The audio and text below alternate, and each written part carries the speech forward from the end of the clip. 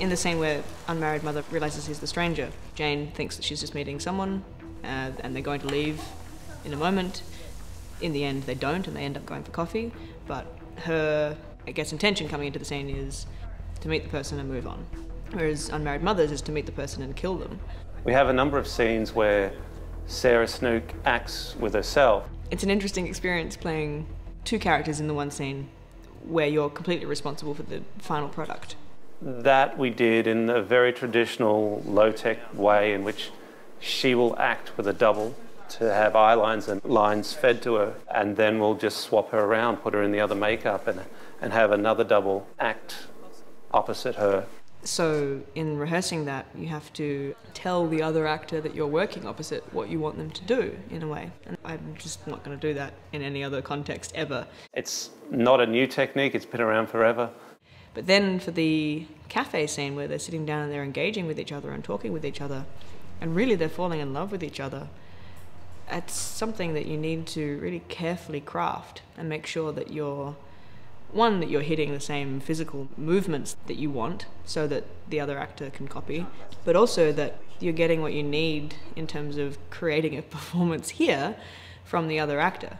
Again, low tech in the way we did it. We added just split screens down the middle and over the shoulders with wigs and that of the other stand-ins and doubles. But it's a strange situation to rehearse a scene with 3 people to be seen with only 2 people who are both me in the final product. And my hope is that when you watch it, you aren't paying any attention to the fact that she's not actually acting opposite herself.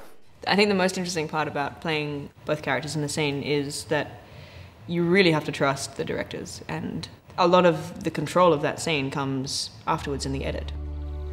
So what makes you so superior?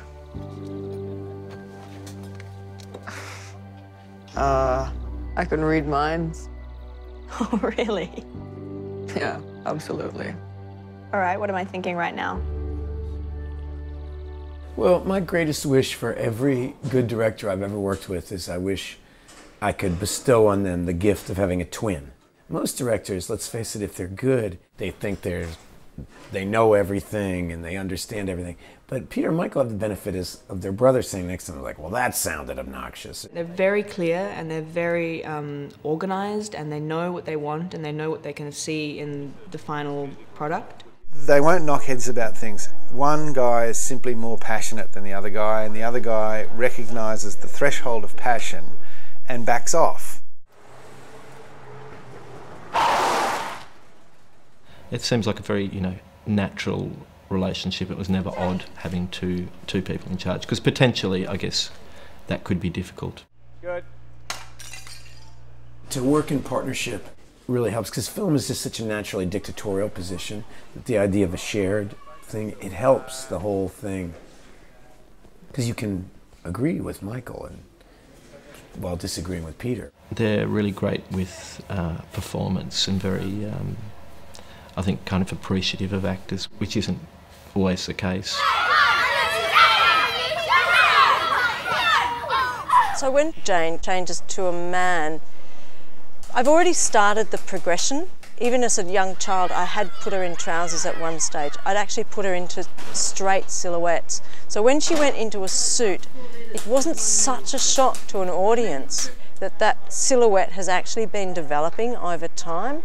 The unmarried mother, against his will, falls in love with Jane again, and against his will has to leave her again. Can you imagine leaving the love of your life, the person that you've finally found, as a person who has grown up as an orphan, never been able to trust anyone, never had anyone as their friend, finally finds one person who is all of those things, and then they leave.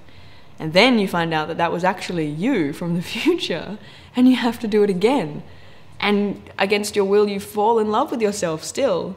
And so how do you make that part work beyond that moment in the script is to sow love into the other characters' lives as well. So the barkeep is in love with the unmarried mother. The fizzle bomber is in love with the barkeep. All we have is each other. Each future character can't help but be enchanted by their past selves, which is sad, because they'll never be together properly. It's the paradox that can't be paradoxed.